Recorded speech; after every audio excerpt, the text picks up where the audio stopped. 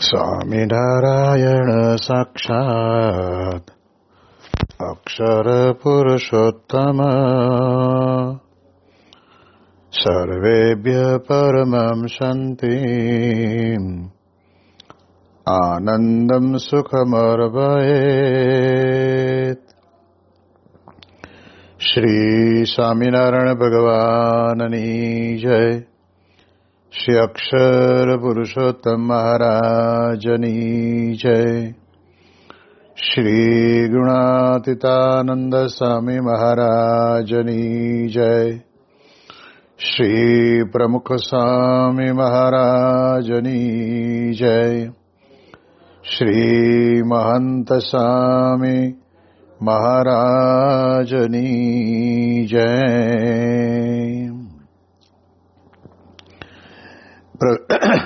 પ્રગટ ગુરુ હરિ પરમ પૂજ્ય મહંત સ્વામી મહારાજની આજ્ઞા અને આશીર્વાદથી આપણે બધા નિત્ય પ્રાતઃ કથાનો લાભ લઈ રહ્યા છીએ. આજે આપણા માટે માર્ચ મહિનાની 28મી તારીખ અને શુક્રવારનો મહાપવિત્ર દિવસ છે અને 1498મી સભા થાય છે. અને કહત હૈ સહજાનંદ એ વિષય ઉપર 1149મો દિવસ થાય છે.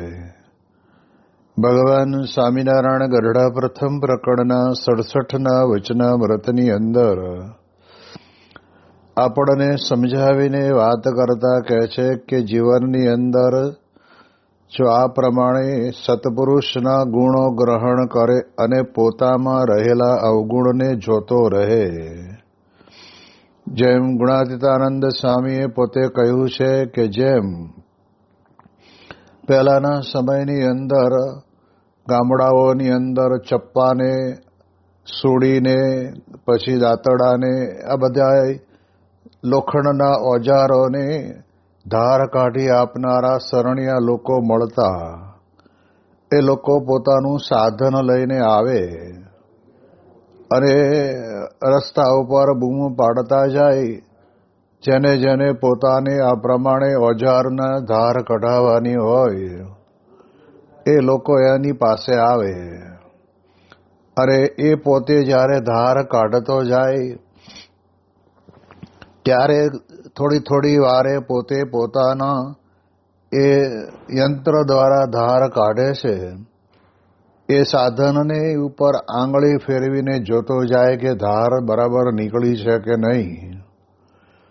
એમ એ ઘડીએ ઘડીએ જોતો જાય. એમ ગુણાતીતાનંદ સ્વામી કહે છે કે આપણે પણ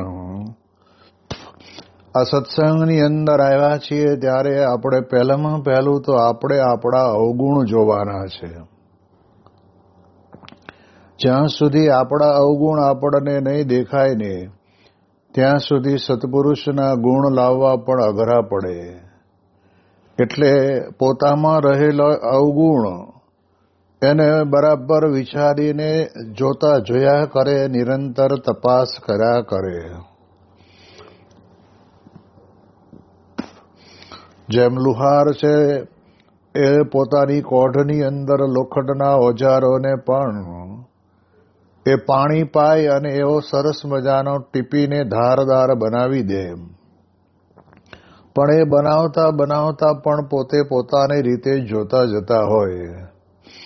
એમ આપણે પણ આપણા જીવનની અંદર સત્સંગની અંદર આવ્યા છીએ ત્યારે પહેલામાં પહેલું તો આપણું પોતામાં રહેલો જે અવગુણ, એટલે અવગુણ કહેતા કે પોતાને અનુતાપ થવો જોઈએ કે હું તો આ સત્સંગની અંદર કાંઈ સમજતો નથી અને મને ધિક્કાર છે કે પરમેશ્વરની વાતમાં પણ હું સમજતો નથી અને સંસારના સુખની અંદર આસક્ત થઈ રહ્યો છું.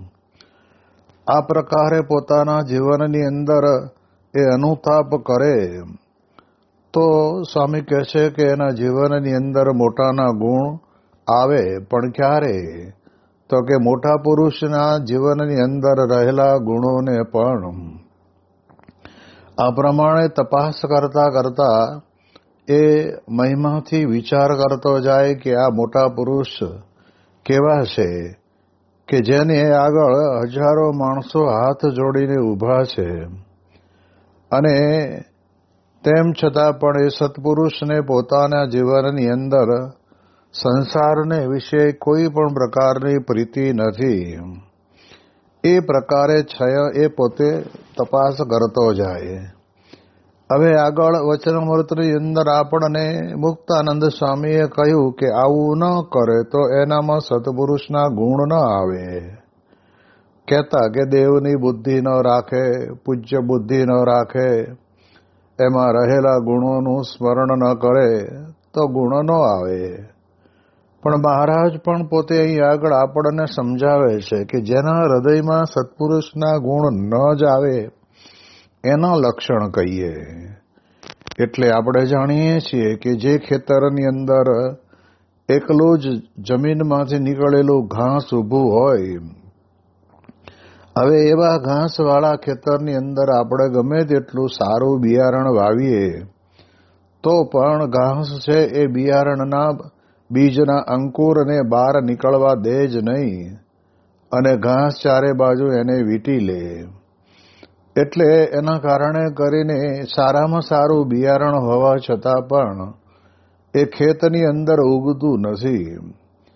એમ સ્વામી કહે છે કે જેને સત્પુરુષના ગુણ ન જ આવે એના લક્ષણ મહારાજ અહીંયા આગળ આપણને કહે છે. તો કહે છે કે સાંભળો, તો કહે છે કે સાંભળો, જે પુરુષ એમ સમજે જે આ મોટા કહેવાય છે પણ વિવેક તો કોઈ પ્રકારનો નથી, અને ખાતા પીતા પણ આવડતું નથી. હવે માણસને જ્યારે અવગુણ લેવાનો જ વિચાર આવે ત્યારે એ માણસ પોતે પોતાની અંતરની અંદર પડેલી અવગુણ લેવાની એ શક્તિનો જ ઉપયોગ કરે.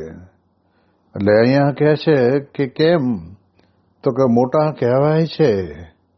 એટલે આપણે પહેલું તો એ સમજવાનું કે મોટા કોને કહેવા. તો અહીંયા આપણને સમજાયું એ પ્રમાણે સંસારને લેશ માત્ર વાસના નથી, અને ભગવાનનું ધામ અને મૂર્તિને વિશે પ્રીતિ છે. એવા જે પરમ એકાંતિક સત્પુરુષ છે એની અંદર સર્વ ગુણ સમાયેલા રહ્યા કહેવાય. પણ લોકદ્રષ્ટિએ કરીને આમ કહેવાતા મોટા હોય એ મોટાની વાત નથી. તો અહીંયા આગળ આપણને કહેવાય છે કે મોટા કહેવાય છે પણ વિવેક તો કોઈ પ્રકારનો નથી. એટલે ચોખ્ખી વાત છે કે આપણામાં જેવું પડ્યું છે એવું સત્પુરુષને વિશે પોતે દેખે. આપણું મોઢું કાળું છે તો અરીસામાં જોવે તો એમાંય આપણું કાળું જ દેખાય. સત્પુરુષ છે, ભગવાનના પરમ એકાંતિક સત્પુરુષ છે, એ તો હંમેશને માટે પોતે હૃદયથી પવિત્ર રહે છે. એના હૃદયની અંદર લેશ માત્ર કોઈ પણ પ્રકારના સંસારનો ડાઘ લાગેલો હોતો નથી.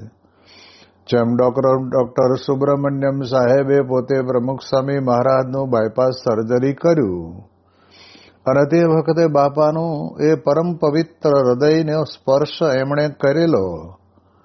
અને પછી જ્યારે કોઈ ટીવી ચેનલવાળાએ એમને પ્રશ્ન પૂછ્યો કે તમને કોઈ અનુભવ થયો, અને ત્યારે એમણે કહ્યું કે મને દિવ્યતાનો અનુભવ થયો.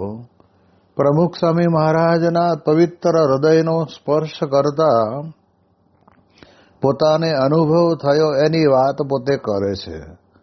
હવે આવા સંત જે હોય એ સંતને ગમે તે પ્રકારે પોતાના જીવનની અંદર અવગુણ લેવાનું મન થાય તો એ અવગુણ લેતો જ ફરતો હોય તો પછી હવે એને વિશે સત્પુરુષમાં રહેલા જે ગુણો છે એ ક્યારે આવે નહીં. એટલે એ દ્રષ્ટિ અહીંયા આપણને કહે છે કે વિવેક તો કોઈ પ્રકારનો નથી. હવે સ્વામી કહે છે કે વિવેકી કોણ? તો પોતાનું જોવે પણ બીજાનું ન જોવે. પોતામાં રહેલા અવગુણ, પોતામાં રહેલા સદગુણ એની ત્રિરાશી માંડીને પોતે પાછો વળતો જાય અને ગુણ તરફ પોતાની પ્રગતિ કરતો જતો હોય. એવો જે કોઈ હોય એના જીવનની અંદર આ પ્રમાણે કહેવાય છે કે અવગુણ હોય જ નહીં, અને એ પોતે વિવેકી છે, પણ છતાંય તે કોઈ પ્રકારનો વિવેક નથી, અને એમ કહે છે કે ખાતા પીતા પણ આવડતું નથી, અને ઓઢતા પહેરતા પણ આવડતું નથી.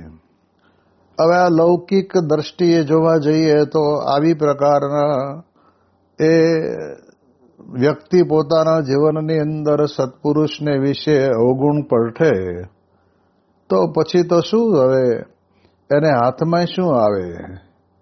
એટલે કહે છે ને કે દરેક વ્યક્તિએ પોતાના જીવનનું જોવું જોઈએ, પણ સત્પુરુષનું જીવન તો પરમ પવિત્ર જીવન છે, દિવ્ય જીવન છે, અને એ જે કંઈ કરે છે ને એ બધું જ સારું કરે છે. લોક દ્રષ્ટિએ લોકોને ભલે કદાચ એવું લાગતું હોય, પણ આમ જોવા જઈએ તો આપણા અંતરની અંદર આપણને ખબર પડે કે એ પુરુષ તો પોતે પોતાના જીવનની અંદર સંપૂર્ણપણે નિર્દોષ છે, અને એટલા જ માટે તો અહીં આગળ આપણને સમજાવીને કહે છે કે એવી પ્રકારનો અવગુણ લેવાનું મન થતું હોય, અને એ પછી એમ કે એને ઓઢતા પહેરતા પણ આવડતું નથી, અને પરમેશ્વરે સુખ તો ઘણું આપ્યું છે, તેને ભોગવતા પણ આવડતું નથી, અને કોઈને આપે છે તે પણ વિવેક વિનાનું આપે છે. એવી રીતે સત્પુરુષમાં અનંત પ્રકારના અવગુણ પરઠે. એવો જે કુમતી પુરુષ હોય તેને કોઈ કાળે સત્પુરુષના ગુણ આવે જ નહીં. એટલે એ દ્રષ્ટિથી આપણે વિચાર કરીએ તો આપણને ખ્યાલ આવે કે મહારાજ પોતે અહીં આગળ બહુ સ્પષ્ટપણે આ વચનામૃતની અંદર સત્પુરુષના સદગુણોની આપણને અદ્ભુત વાતો કરી છે. આપણે તો આ વચનામૃતને તો બહુ અતિ ઉત્તમ સમજીને જીવનની અંદર ઉતારવા જેવું છે, કારણ કે મહારાજે વચનામૃતની અંદર પાને પાને લખેલું છે કે જીવનું કલ્યાણ તો સત્પુરુષ જ કરશે. જીવની અંદર કહેતા કે આપણા અંતરની અંદર જે અજ્ઞાન પડ્યું છે એ અજ્ઞાનને પણ સત્પુરુષ જ કાઢશે. અરે દેહરૂપ બનીને આપણે બધા બેઠા છીએ તો એની અંદરથી આપણને બ્રહ્મરૂપ બનાવશે તો સત્પુરુષ જ બનાવશે. તો એવા સત્પુરુષની આપણને પ્રાપ્તિ થઈ છે. એટલે આપણા જીવનની અંદર આપણે બહુ જ ભાગ્યશાળી છીએ એમ સમજીને આપણને મળેલા સત્પુરુષ, એટલે કહેતા કે સત્પુરુષની પ્રાપ્તિ થઈ છે એનો વિચાર સતત કર્યા કરવો. નહીં કે સંસારની અંદર આપણે જાણીએ છીએ કે શિયાળો આવે ત્યારે ઠંડી પડે, ઉનાળો આવે ત્યારે ગરમી પડે, ચોમાસું આવે ત્યારે વરસાદ વરસે. આ બધું ઋતુ પ્રમાણે ચાલ્યા જ કરવાનું છે. એમ સંસારની અંદર રહેનારા લોકો પોતપોતાની મતાંતરની રીતે પોતે એ પ્રમાણે બોલ્યા કરવાના છે, પણ આપણા અંતરની અંદર આપણને એની લેશ માત્ર પણ અસર ન થવી જોઈએ. આપણને તો આનંદ થવો જોઈએ કે ઓહો, આવા એકાંતિક સત્પુરુષની આપણને પ્રાપ્તિ થઈ છે, તે હું ધન્ય બની ગયો છું. મારે હવે બીજા કોઈ ફરી વખત જન્મ લેવા પડશે જ નહીં. મારો આ જન્મ મનુષ્યનો જન્મ એળે લાગી ગયો, ખરેખર લેખે લાગી ગયો. અને આ પ્રમાણે કહેવાય છે કે આ સત્પુરુષની પ્રાપ્તિ થઈ, એમાં આપણને ભગવાન અખંડ મળ્યા એનો અનુભવ થાય છે. એટલે એટલા જ માટે આપણે બધાએ તો આ એક વાતને બરાબર અંતરની અંદર વિચારવાની, કોઈ કાળે ક્યારે પણ ભગવાન અને ભગવાનના ભક્તના અવગુણ સામું જોવું જ નહીં. યોગીજી મહારાજ કહેતા કે આ સત્સંગને વિશે થાથા થાબડા જેવો હોય એનો પણ મને કોઈ દિવસ અભાવ આવે નહીં, અવગુણ આવે નહીં. અવગુણ દેખાય પણ દેખાવા દઉં નહીં. હવે આ કેટલી મોટી જબરજસ્ત વાત છે. તો સત્પુરુષ આપણને આ જ કહેવા માંગે છે એટલે સત્પુરુષ દ્વારા જ આપણું કાર્ય આવી જ રીતે સરળ બનશે. એટલે સ્વામી કહે છે કે સતત પોતાના અંતરની અંદર એક પ્રાપ્તિનો જ વિચાર જો આપણે કર્યા કરશું ને તો એના કારણે કરીને આપણા જીવનની અંદર આપણને સતત આનંદ રહ્યા કરશે. એટલે આ પ્રમાણે ઘણા સમયથી આપણે આ વચનામૃત ઉપર યદ કિંચિત ભગવાન અને ભગવાન સંતની કૃપા વડે કરીને સમજવાનો પ્રયત્ન કર્યો. એટલું જેટલું સમજાયું એટલું આપણે અહીંયા આગળ કથા વાર્તાની અંદર નિરૂપણ કર્યું. તો હવે આ ગરડા પ્રથમ પ્રકરણના 67ના વચનામૃતને આપણે અહીંયા આગળ પૂર્ણ કરીએ છીએ. અને ત્યાર પછીનું વચનામૃત આવે છે ગરડા પ્રથમ પ્રકરણનું 68નું વચનામૃત, જેની અંદર મહારાજ પોતે વચનામૃતની અંદર જે વાતો કરે છે એ વાતોને પરમહંસોએ પોતે શીર્ષક તરીકે એવી રીતે સંબોધન કર્યું છે કે અષ્ટ પ્રકારની પ્રતિમામાં અને સંતમાં અખંડ રહ્યાનું. આ પ્રમાણે મહારાજ પોતે ગરડાની અંદર બિરાજમાન છે અને ત્યાં આગળ એ પ્રમાણે મહારાજે પોતે કૃપા કરીને એમ કહ્યું કે લો અમે તમને પ્રશ્ન પૂછીએ. ત્યારે તે વખતે બધા જ સંતોએ કહ્યું પૂછો મહારાજ. પછી શ્રીજી મહારાજ બોલ્યા છે કે 69 કાળની અંદર અમને 1 મહિના સુધી જ્યારે નિદ્રા આવે ત્યારે એમ ભાસતું જે અમે પુરુષોત્તમ પુરીને વિશે જઈને જગન્નાથજીની મૂર્તિને વિશે પ્રવેશ કરીને રહ્યા છીએ અને તે મૂર્તિ તો કાષ્ટની જણાય, પણ તેને નેત્રે કરીને અમે સર્વને દેખતા અને પૂજારીનો ભક્તિભાવ તથા છળકપટ સર્વ દેખતા. અને એવી રીતે આપણા સત્સંગમાં સમાધિનિષ્ઠ પુરુષો હોય તે પણ સમાધિએ કરીને બીજાના દેહમાં પ્રવેશ કરીને સર્વને દેખે છે, સર્વ શબ્દને સાંભળે છે. અને શાસ્ત્રમાં પણ એવા વચન છે જે સુખજી વૃક્ષમાં રહીને બોલ્યા હતા. માટે મોટા જે સત્પુરુષો હોય અથવા જે પરમેશ્વર હોય તે જ્યાં ઈચ્છા આવે ત્યાં પ્રવેશ કરે છે. માટે તે પરમેશ્વર પોતાની આજ્ઞાએ કરીને જે મૂર્તિ પૂજવા આપી હોય તે મૂર્તિ અષ્ટ પ્રકારની કહી છે તેમાં પોતે સાક્ષાત પ્રવેશ કરીને વિરાજમાન રહે છે. તે મૂર્તિને જે ભગવાનનો ભક્ત પૂજતો હોય ત્યારે જેમ પ્રત્યક્ષ ભગવાન વિરાજમાન હોય અને તેની મર્યાદા રાખે તેમ તે મૂર્તિની પણ રાખી જોઈએ. અને તેમજ સંતના હૃદયમાં ભગવાનની મૂર્તિ રહી છે તે સંતની પણ મર્યાદા રાખવી જોઈએ. તે તો એ ભક્ત લેશ માત્ર રાખતો નથી અને મૂર્તિને તો ચિત્રામણની અથવા પાષાણાદિકની જાણે અને સંતને બીજા માણસ જેવા જાણે. અને ભગવાને તો શ્રીમુખે એમ કહ્યું છે જે મારી અષ્ટ પ્રકારની જે પ્રતિમા તથા જે સંત તેને વિશે હું અખંડ નિવાસ કરીને રહું છું. અને એ ભક્ત તો ભગવાનની પ્રતિમા આગળ તથા સંત આગળ ગમે તેટલા ફેલ ફતૂર કરે છે પણ લેશ માત્ર ભગવાનનો ડર રાખતો નથી. એને ભગવાનનો નિશ્ચય છે કે નથી. મહારાજે પોતે એક પાનું ભરાય ને એટલો જબરજસ્ત મોટો પ્રશ્ન આપણને કહ્યો.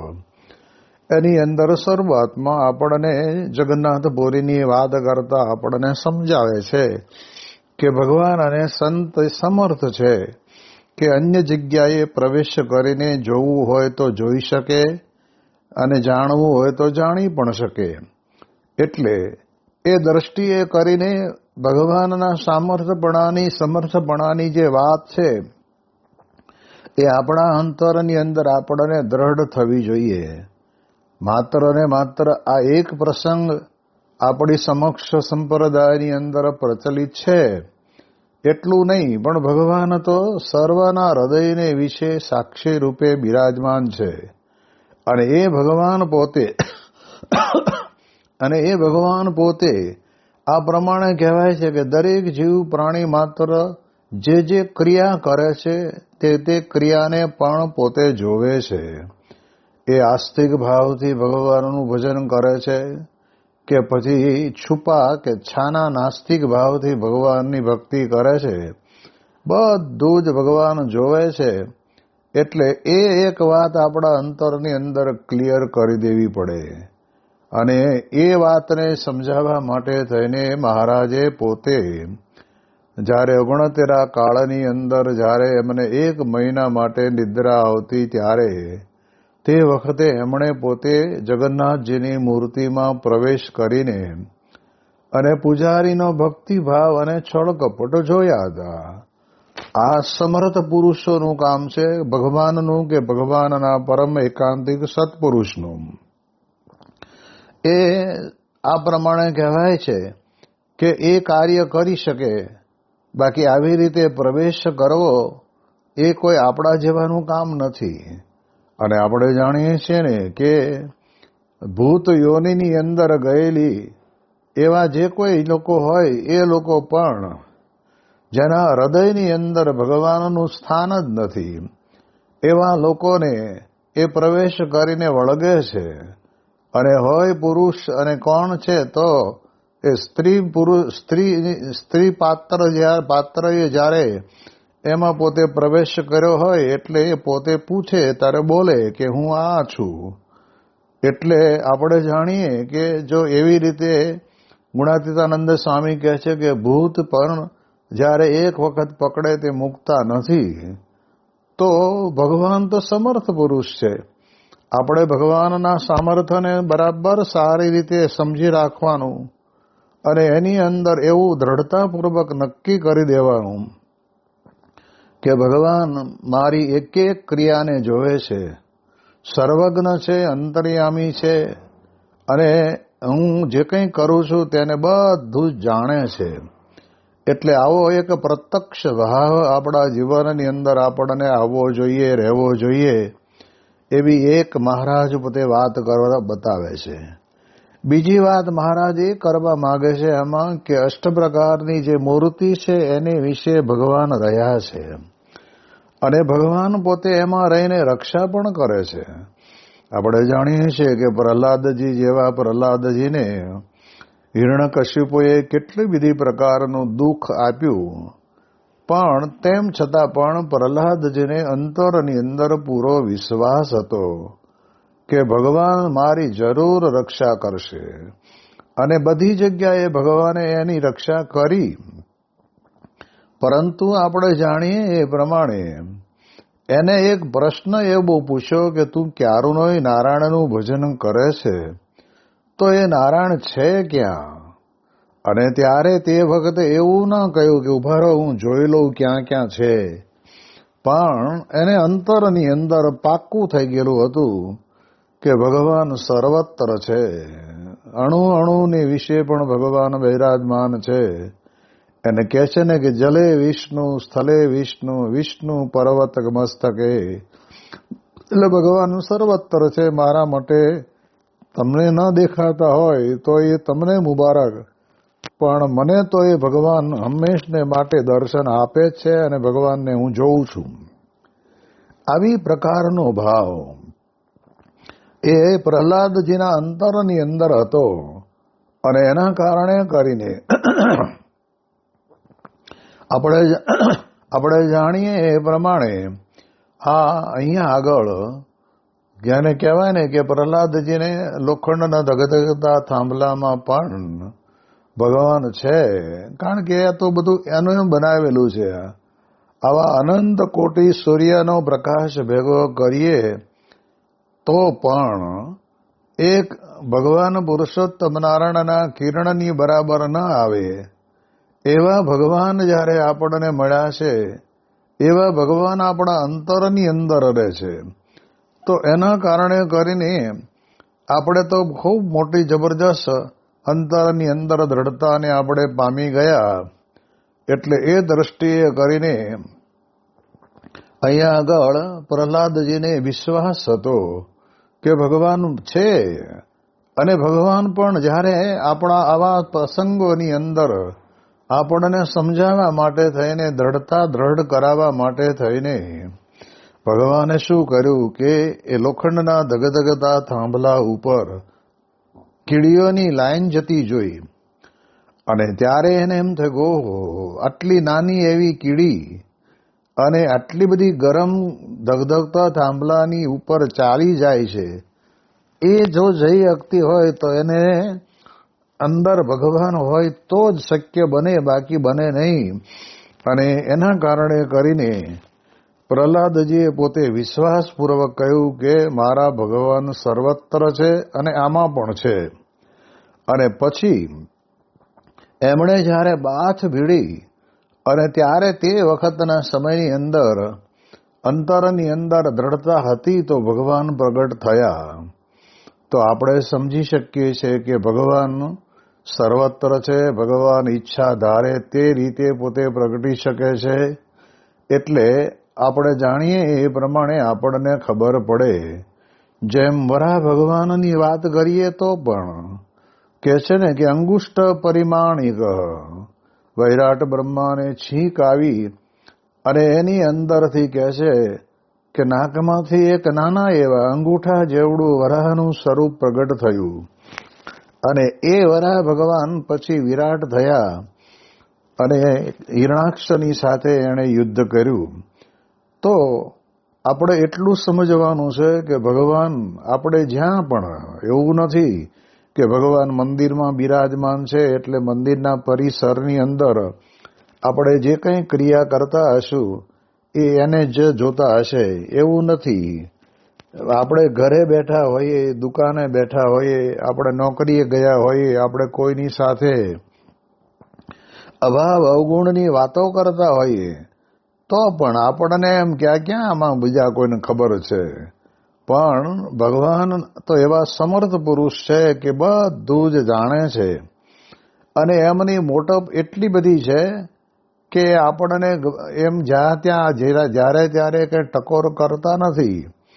સમય આવે એટલે એ બધું જ આપણે આપણી રીતે ભોગવવું પડતું હોય છે. એટલે એટલા માટે થઈને મંદિર પરિસર સિવાય અન્યત્ર સર્વત્ર એક જેને કહેવાય ને કે આ પૃથ્વી ઉપર જેટલી હવા ચારે બાજુ એ વીંટાઈને ફરે છે એ દરેક જગ્યાએ દરેકમાં ભગવાન છે જ. એ એવી આપણા અંતરની અંદર પ્રતીતિ રાખવી જોઈએ તો આપણે આ આસ્તિક ભાવ આપણામાં આવ્યો કહેવાય. નહીતર તો ક્યાં આપણે તમતારે કરો ને જે કરતા હોય ક્યાં કોઈ જોવાનું છે. એમ જોવાનું કોઈ છે એમ વિચાર કરીને આપણે આપણી રીતે વર્તીએ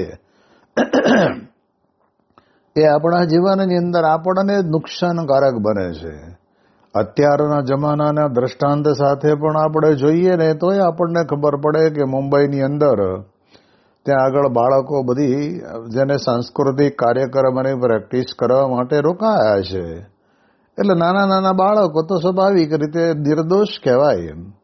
એટલે બાથરૂમની અંદર જ્યાં આગળ ખુલ્લી જગ્યા છે ત્યાં આગળ પોતાના કપડાં એ પ્રમાણે એમના મૂકી અને સ્નાનાદિક ક્રિયા કરવા જાય. હવે ત્યાં આગળ ઓલા સીસીટીવી કેમેરા મૂકેલા હોય એટલે તો જે એનું ચેમ્બર હોય ચેમ્બરની અંદર આ બાળકો બધા જ ત્યાં આગળ નગ્ન અવસ્થાની અંદર બધું દેખાતું હોય. એટલે પછી ત્યાંના કાર્યકરને કહેવરાયું કે તમે બાળકોને કહો કે એમના મનમાં એમ હશે કે અમને ક્યાં કોઈ મોટા જોવે છે, પણ અહીંયા આગળ આ કેમેરાની અંદર આ બધું દેખાય છે. અરે એ જ્યારે બાળકોને કહેવામાં આવ્યું તરત જ વિચાર બદલાઈ ગયો કે હવે આપણે કાંઈ પણ કરશું ને તો એ કેમેરામાં પકડાઈ જ જશે.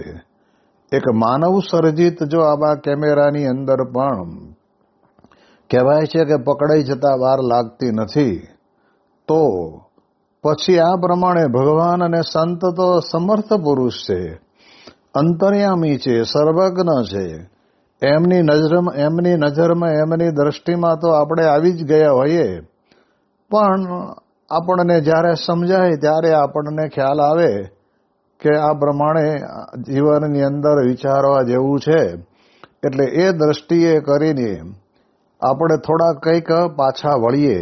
એટલે મહારાજ પોતે અહીંયા આગળ આ એક બહુ જ સનાતન ધર્મની અંદર આપણને ઈષ્ટદેવની પૂજા અર્ચન વંદનાદિક આપણે કરીએ એની અંદર આપણને સ્પષ્ટતા જીવનની અંદર રહે એનું એક બહુ જ ઉચ્ચતમ ઉદાહરણ આપીને આપણને કહે છે કે મારી 8 પ્રકારની મૂર્તિ અને 9મા સંત એમાં હું અખંડ રહ્યો છું. એ ભાવને ભગવાન સ્વામિનારાયણ આપણને દર્શાવે છે. એની વિશેષ વાતો આપણે આવતીકાલે કરીશું. શ્રી સ્વામિનારાયણ ભગવાનની જય.